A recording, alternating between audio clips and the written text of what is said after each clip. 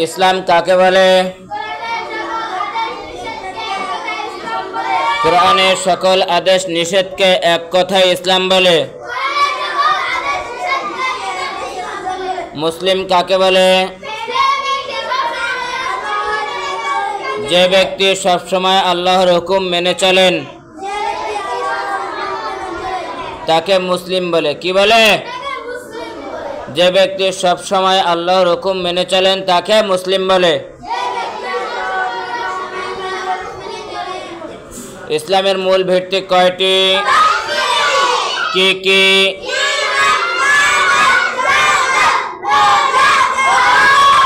ঈমান, নামাজ, যাকাত, রোজা ও হজ।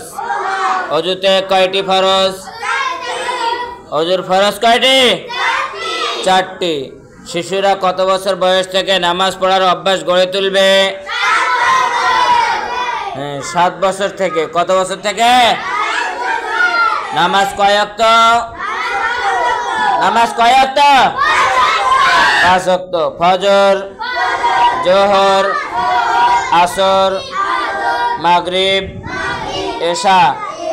ফজর, জোহর, আসর, মাগরিব, এশা।